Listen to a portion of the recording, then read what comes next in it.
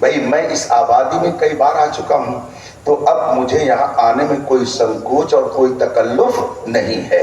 یہاں بغل میں گھر بن رہا ہے، اس کی بنیاد بھی رکھنے آیا تھا، اس گھر میں بھی آیا ہوں، اس گھر میں بھی آیا ہوں، ادھر بھی آیا ہوں، مسجد میں بھی آیا ہوں۔ تو جس کا بار بار آنا جانا لگا رہتا ہے اس کو سنکوچ نہیں ہوتا ہے، لیکن جو کبھی نہ آئے بلکہ اس دروازے پر آنے کو برا جانے، اس کو اگر آنا پڑے تو کیا مزہ آئے گا، کیسا لگے گا؟ جو لوگ نبی سے مانگنے کو شرک کہتے ہیں، کفر اور بدعت کہتے ہیں، وہاں جلوے خدا ہوگا، اور اس جلوے کے سامنے اس خدا کے جلوے کو چھوڑ کر کے نبی کے یہاں جو مانگنے جائیں گے تو یہ تو بہت بھینکر شرک ہو جائے گا۔ اس لیے کہ مانگنا چاہیے خدا سے، جب وہ ہے تو اسی سے جا کے مانگا جائے، لیکن اس کا در چھوڑ کر کے نبی کے پاس جائیں گے، ہم بھی جائیں گے، وہ بھی جائیں گے، سب جائیں گے، مگر ہمارے لیے کوئی تکلف کی بات نہیں ہوگی، اس لیے کہ ہم تو آج بھی مانگ رہے ہیں، تو وہاں جا کے اگر مانگیں گے تو اس میں کون سی تعجب کی بات ہے؟ لیکن جو لوگ شرک کہتے تھے وہ کیا کریں گے؟ اسی لیے اعلیٰ حضرت فرماتے آج لے ان کی پناہ، آج مدد مانگ ان سے، کل نہ مانیں گے قیامت میں اگر مان گیا۔ اس دروازے کو آج ہی پکڑ لو، آج ہی مصطفیٰ کے غلام بن جاؤ، واللہ وہ سن لیں گے، فریاد کو پہنچیں گے۔ اتنا بھی تو ہو کوئی جو آہ کرے دل سے، جب میرے مصطفیٰ لوح محفوظ پر چلنے والے قلم کی آواز کو سن رہے ہیں، تو اگر آپ پڑھیا میں بیٹھ کر کے مصطفیٰ کو یاد کریں تو خدا کی قسم ایسا ہو نہیں سکتا کہ مصطفیٰ اپنے غلاموں پر نگاہ کرم۔ چلیے ایک واقعہ بتا کر میں اپنی گفتگو ختم کر دوں گا، ڈھیر بج رہا ہے۔ صحابہ کا زمانہ تھا اور عیسائیوں سے جنگ چھڑ گئی، 1,00,000 کا لشکر لے کر عیسائی مسلمانوں پر حملہ آور ہو گئے۔ یہ قسطنطنیہ کے علاقے اور شام کی طرف جانے والے راستے کی بات ہے۔ امام واقدی نے اس واقعے کو بہت تفصیل سے اپنی کتاب فتوح الشام کے اندر تحریر فرمایا۔ وہ فرماتے ہیں کہ 1,00,000 عیسائی فوج مسلمانوں کو پسپا کرنے کے لیے، شکست دینے کے لیے اکٹھا ہو گئی۔ سب پریشان، اس لیے کہ وہ کل زیادہ سے زیادہ 20-25 ہزار کی تعداد میں تھے، اور ادھر 1,00,000 فوج۔ بیٹھ کر مشورہ ہونے لگا کیا کیا جائے۔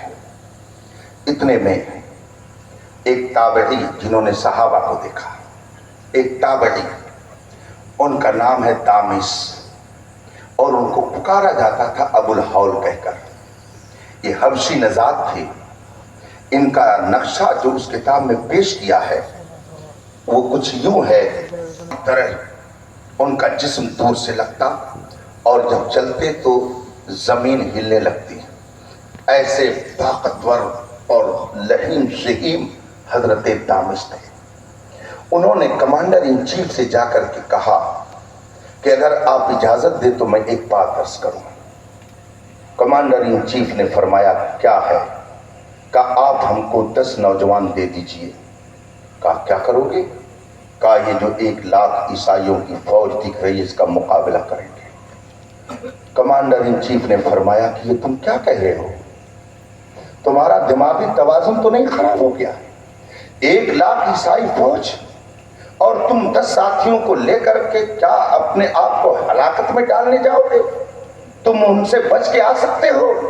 کہا حضور میری عرضی کو ایک مرتبہ قبول کر لیں، ہم کو 10 نوجوان دے دیجئے، ہم نے جو تدبیر سوچی ہے اس کے مطابق ہم اس فوج سے مقابلہ کرنے کے لیے جانا چاہتے ہیں۔ کیا جذبہ تھا اسلام کے لیے، نبی کے نام پر مر مٹنے کا کیسا ان کے اندر جذبہ پیدا ہو گیا تھا۔ کمانڈر ان چیف نے کہا ٹھیک ہے۔ نظر دوڑائی گئی اور اس فوج سے 10 کڑیل نوجوانوں کو ابو الحول حضرت دامس نے منتخب کر لیا، اور پھر ایک خود یہ 11 ہو گئے۔ کمانڈر ان چیف سے عرض کی انہوں نے اپنے آپ الوداع کہیے، دعا دیجئے، اجازت دیجئے، ہم اس فوج میں گھس کر کے اور ان کو تتر بتر کرنے جانا چاہتے ہیں۔ दुआ दिया कमांडर इन चीफ ने इन 11 लोगों को, और ये सब के सब आगे बढ़े। हजरत दामिश ने अपने साथियों से कहा कि एक तरफ से सबको दाखिल नहीं होना है, चारों तरफ से 2-2, 3-3 आदमी अपने मुनासिब हाल ले लीजिए और चारों तरफ से फौज में घुस जाइए, इनके ऊपर अटैक कीजिए। ये फौज जब तितर बितर हो जाएगी, मुंतशिर हो जाएगी, तो फिर इनको इकट्ठा होने में टाइम लगेगा। हजरत दामिश ने इस तदबीर को इख्तियार किया और अपने 10 साथियों के साथ 1 लाख ईसाई फौज पर आपने अटैक कर दिया। अंदर घुस गए चारों तरफ से, और तारीख में ये लिखा हुआ है कि तकरीबन 3000 ईसाइयों को कैफरे किरदार तक इन 11 लोगों ने पहुंचाया। पूरी फौज तितर बितर हो गई, मुंतशिर हो गई, मगर चूंकि ये बीच में घुस चुके थे तो उधर से कमांडर इन चीफ का आर्डर पाकर दुश्मनों ने इनको दबोच लिया और ये 11 की 11 ईसाइयों की कैद में आ गए। उनको गिरफ्तार कर लिया गया। ये 11 के 11 गिरफ्तार हो गए। कमांडर इन चीफ ने कहा हाथों में हथकड़ी लगाओ और पैरों में बेड़ियां डाल दो। ये आए थे हमको तबाह करने के लिए, हम पर ये हमला करने के लिए आए थे, दीन की चुरात, इनको कैद में डाल दिया जाए। चुनांचे हजरत दामिश और उनके 10 साथियों को बेड़ियों के साथ कैद में डाल दिया गया। जाहिर सी बात है वहां कोई जेल नहीं थी, वहां कोई मकान नहीं था, वो ईसाई फौज की निगरानी में रहते थे। हाथों में और पैरों में उनके बेड़ियां और जंजीरें डाल दी गईं। इधर मुसलमानों के कमांडर इन चीफ को इंतजार था कि कब ये लोग आए, कैसी खबर आती है। ये हाथ उठाए हुए है दुआ के लिए। 1 दिन गुजर गया, 2 दिन गुजर गया, कुछ पता नहीं। शुदा ये खबर पहुंच गई कि उनको ईसाई फौज ने गिरफ्तार कर लिया है। हजरत दामिश के साथ उनके सारे साथी गिरफ्तार हो गए हैं। मुसलमानों के कमांडर इन चीफ ने जब ये सुना तो उनकी आंखों से आंसू जारी हो गए, मगर रब की बारगाह में उन्होंने हाथ उठाकर दुआ शुरू कर दी। 1 हफ्ता बीता, 2 हफ्ता बीता, कुछ दिन और बीता।